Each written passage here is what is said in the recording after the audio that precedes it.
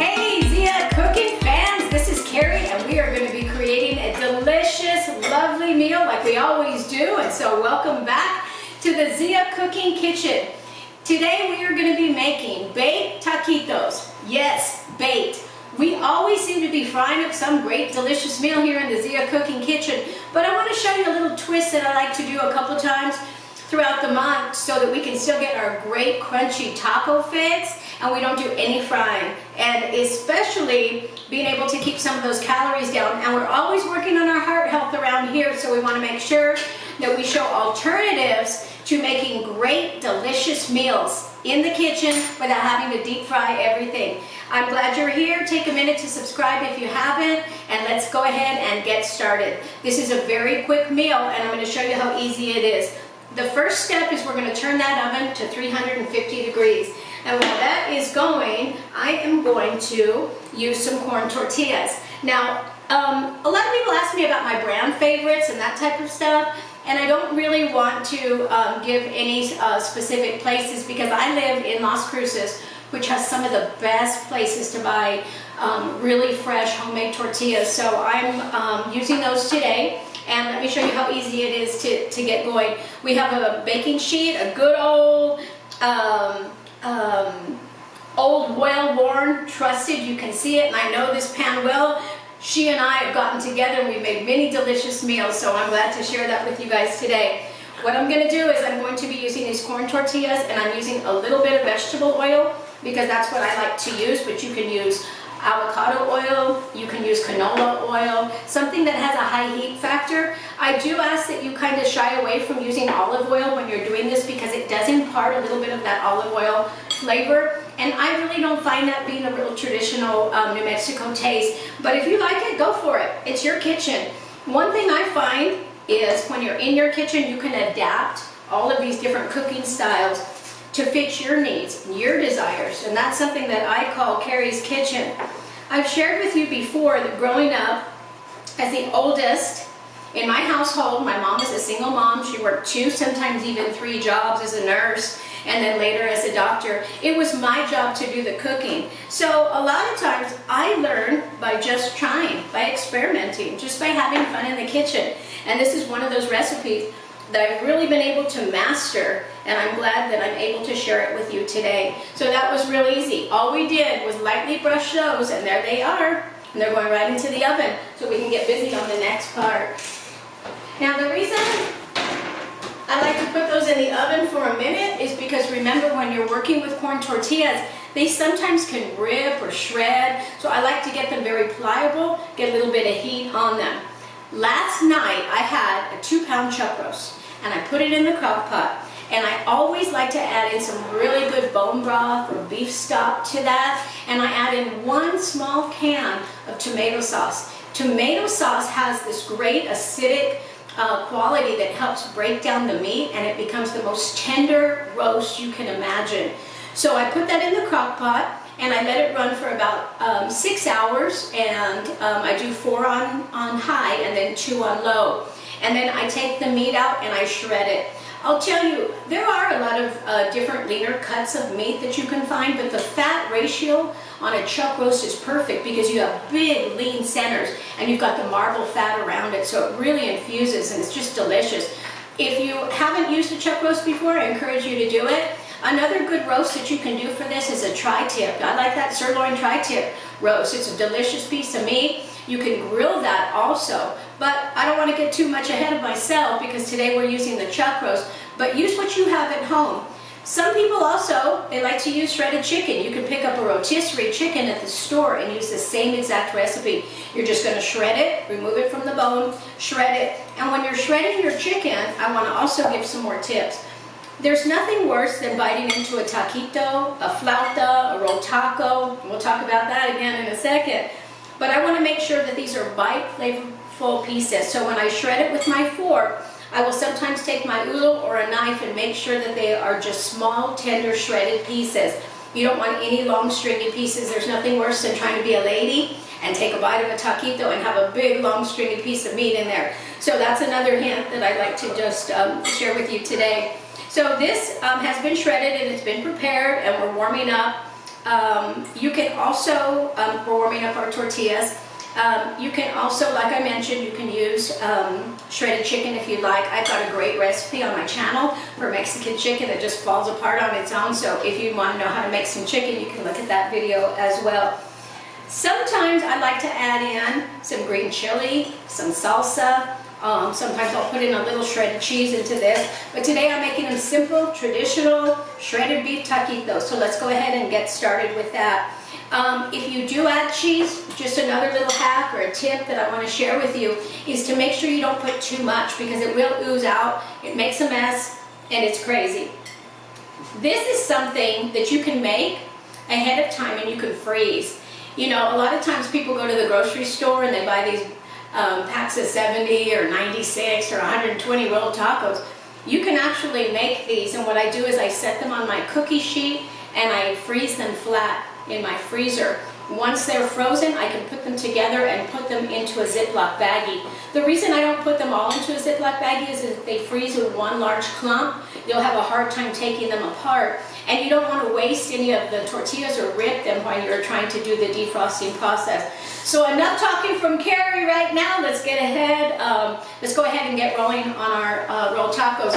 I'm sure that those tortillas are nice and pliable and ready to go. So let's pull those out of the oven. Oh, they're perfect, perfect, perfect. Just like I like it. You can see that. Delicious. Now, I'm going to use my gloves for this part. This is something I like to do. And I'm going to go back and we're going to talk about something. And it's going to make some people prickly, and it's okay. Food is food. Food is the way we feed our bodies. We take care of ourselves. We love our family. Some people call these flautas. Some people call them taquitos. Some people call them rolled tacos. I call them delicious. I call these baked, sorry, I'm having a problem with my glove here. I call these rolled tacos or taquitos. A lot of times you find flautas will be used with flour tortillas, but my granny always called rolled tacos flautas. So you can interject, you can intermingle the words. It doesn't really matter. What matters is that you know what we're making, I know what we're making, and we can have this debate while we're sitting crunching on these wonderful tacos. So let's go ahead and get started.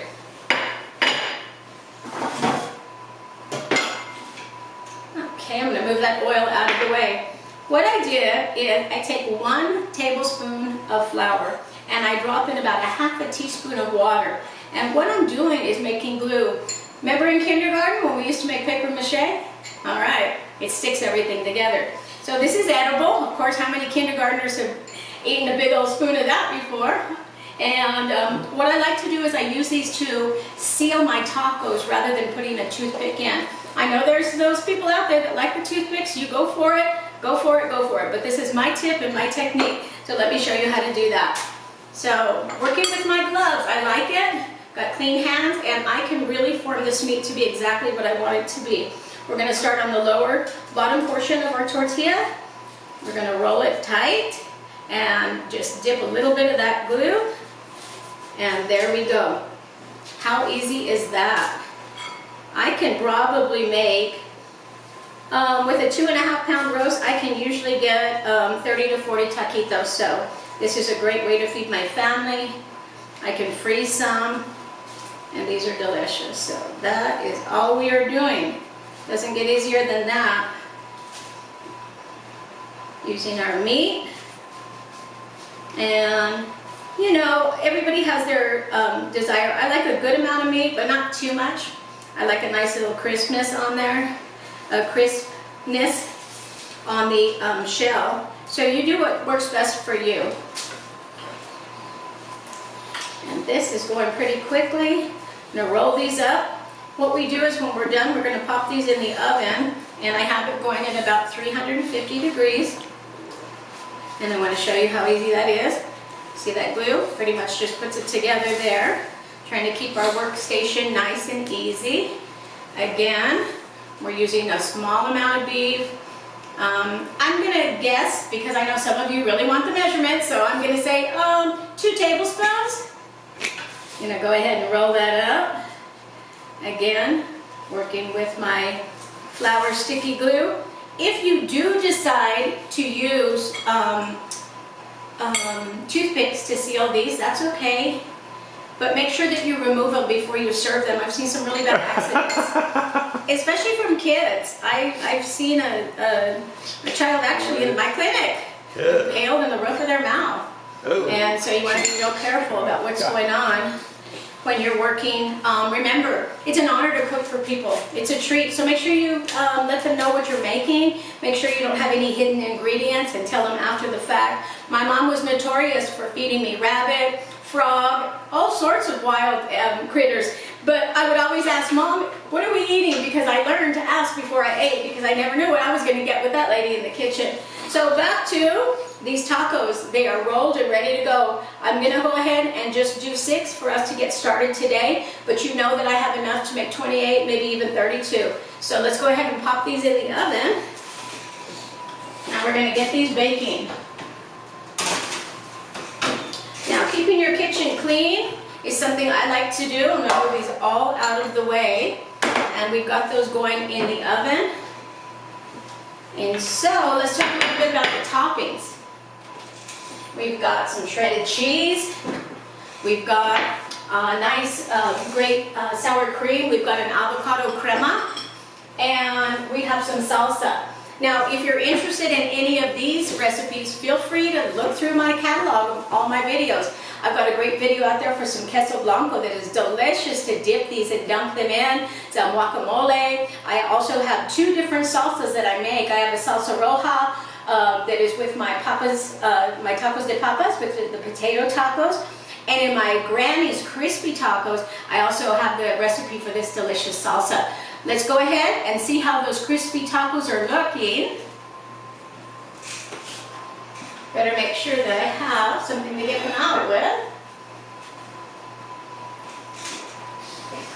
Look at that.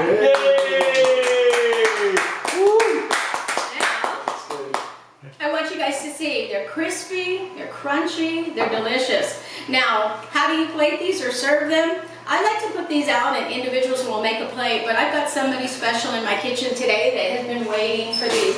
So I'm going to put these together honey style, and that's what he likes. Is a little bit of drippings and cheese and whatnot over the top. So if I'm making a plate for Fancy Guy, I'm going to go ahead and I'm just going to do the drizzle. Oh, I wonder if he's going to share one with me. Yes. And then we like to serve a little bit of the sour cream on the side because that guy likes to dunk in that. And here we go with our salsa.